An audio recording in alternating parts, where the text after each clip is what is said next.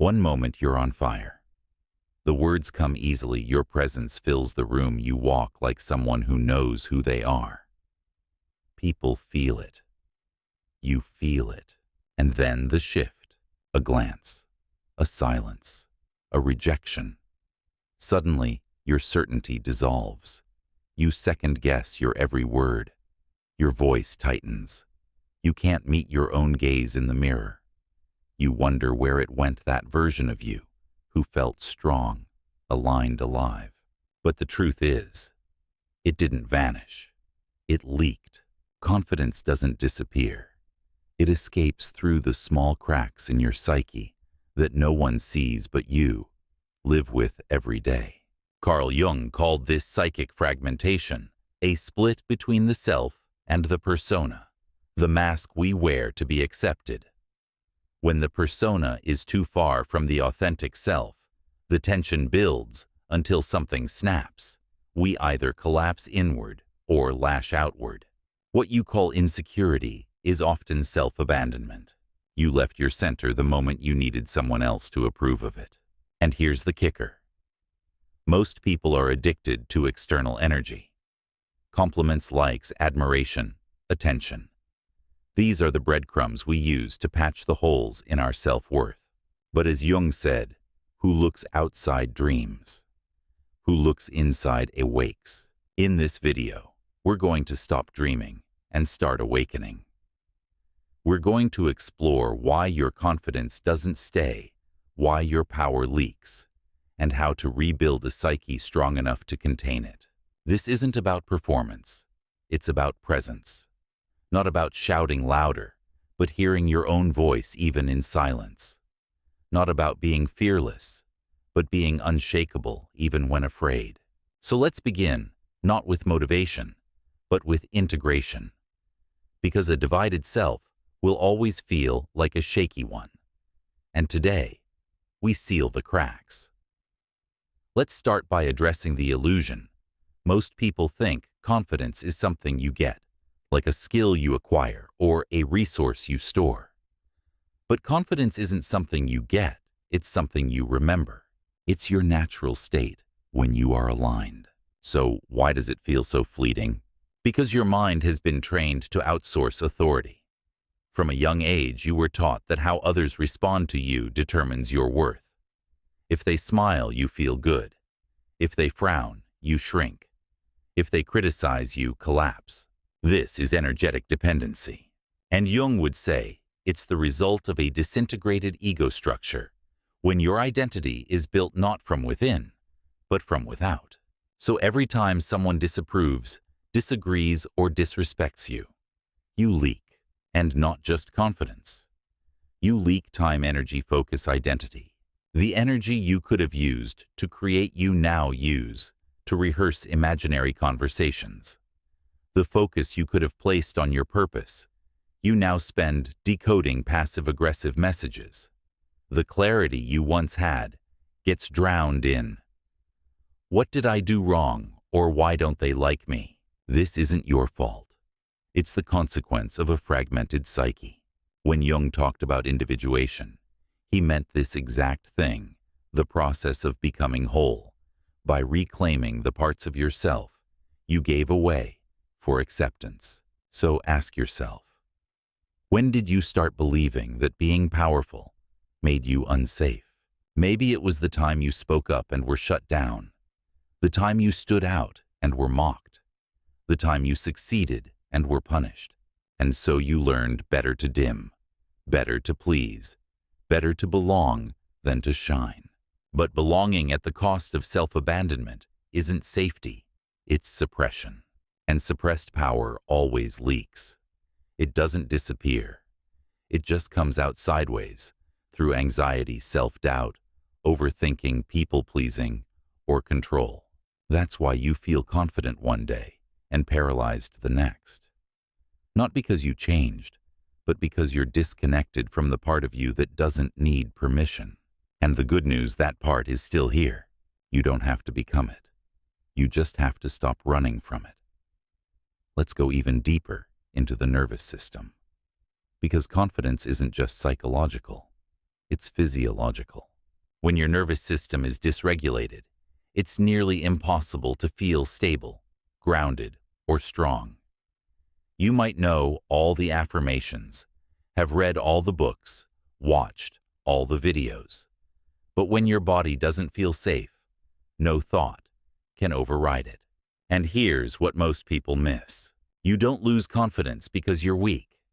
You lose confidence because your body is in survival mode. Fight, flight, freeze, or fawn.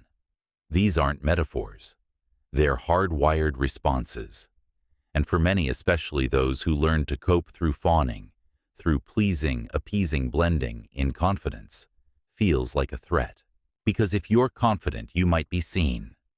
If you're seen, you might be judged. If you're judged, you might be rejected.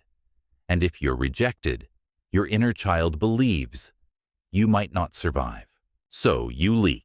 You leak in subtle ways. You downplay your opinion to be agreeable. You laugh at jokes you don't find funny to avoid tension. You say maybe when you mean no. You pretend to be okay just to keep the peace. This is the body choosing safety over authenticity. But Jung reminds us the path to wholeness is through integration, not avoidance. So how do we begin to repair? Not by forcing ourselves to be confident, but by creating safety in the body first. Here's a simple but profound exercise. The rooting breath. Sit upright with your feet planted firmly on the ground. Inhale through your nose for a count of 4. Hold for a count of 4. Exhale through your mouth for a count of 6. As you breathe, mentally repeat, I am here. I am safe. I am whole. Do this for just 3 to 5 minutes a day, especially before social interactions or moments where you often collapse. Because the nervous system is the container for your energy. If the container leaks, your confidence leaks. You don't need to fix your personality.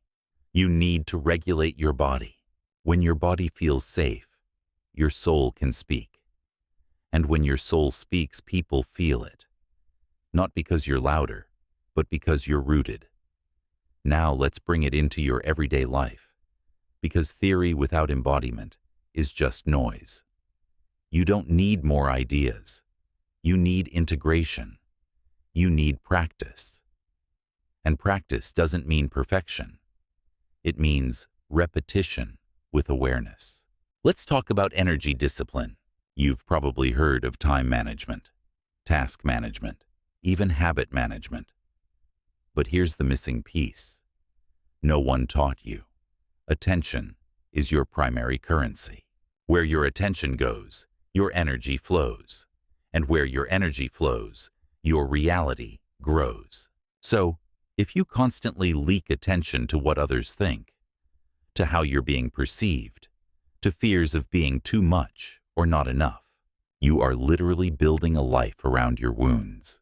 Jung taught that the things we suppress or deny don't just disappear. They become autonomous and influence our behavior unconsciously. So when you avoid discomfort, you empower it. And when you confront it, you integrate it. So let's confront something now. Where are you outsourcing your power?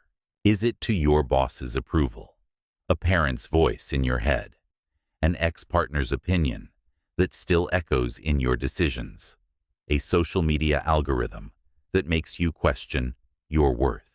Pause, breathe, be honest. Now here's your practice. The Power Leak Audit.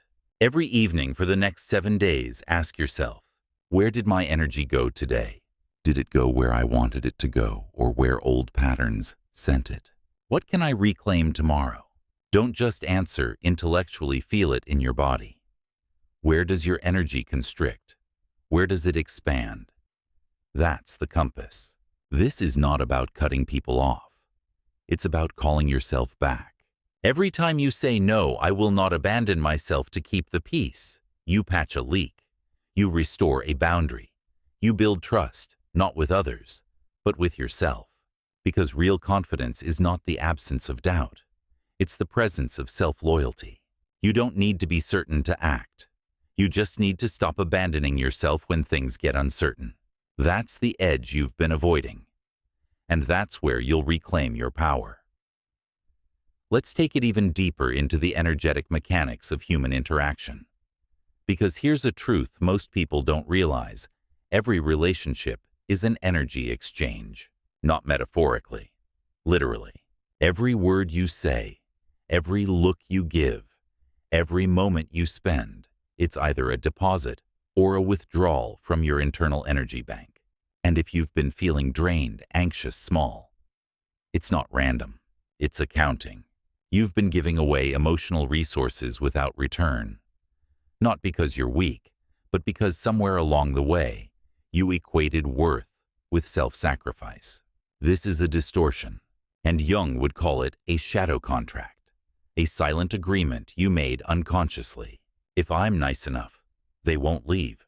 If I'm useful enough, I'll be safe. If I stay small, I won't be a threat.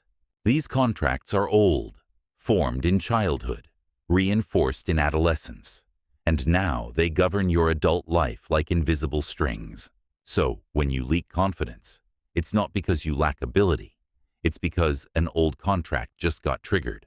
That moment, you hesitate before speaking in a meeting. You're checking the contract. That instant, you downplay your success so others feel comfortable. You're obeying the contract. That habit of self-deprecating humor. It's not humility. It's protection. So how do you break the contract? By rewriting the terms. Try this practice. The shadow rewrite letter. Write a letter from your current self to your younger self, the one who signed the contract. It might sound like this. Dear younger me, I know why you gave your power away. I know you thought it was the only way to stay safe, loved, or accepted. But you're not alone anymore. I'm here now, and I'm rewriting the terms. You don't have to shrink to be safe. You don't have to hide to be loved. You don't have to please to belong. You get to exist fully, freely, fiercely. I've got you now. Read this letter every time you feel yourself leaking. Let it be your anchor, because power isn't about control. It's about clarity. And the clearer you become on who you are, the less the world can shake you. Let's end by returning to the beginning. You wanted to understand why your confidence doesn't last, why you feel powerful one day and hollow the next, why you can shine in one room and disappear in another. Now you know it was never about confidence. It was about containment. Energy leaks through trauma, through habits, through fear. Confidence leaks through silence, shame, suppression. But you are not broken. You are brilliant. You just forgot how to hold yourself. You forgot that your presence is enough, that your voice doesn't need permission, that your boundaries are holy, that your energy is sacred. Jung said, your visions will become clear only when you can look into your own heart. And now you are looking. You are seeing how your nervous system stores fear, how your relationships reflect your inner world, how your behavior has been shaped by invisible contracts. But more importantly, you are reclaiming every breath that returns you to your body. Every moment you choose stillness over performance. Every time you say no without explanation. Every time you speak without needing to soften your truth. These are not small acts. They are energetic revolutions. And no, the world may not reward you at first. You may be misunderstood, judged, even rejected. But stay with yourself. Stay rooted. Because when you stop leaking, you start radiating. And nothing is louder than someone who is quietly whole. When do you notice yourself leaking the most? Around certain people, situations, or emotions? And what would it look like to stay anchored in those moments instead of abandoning yourself?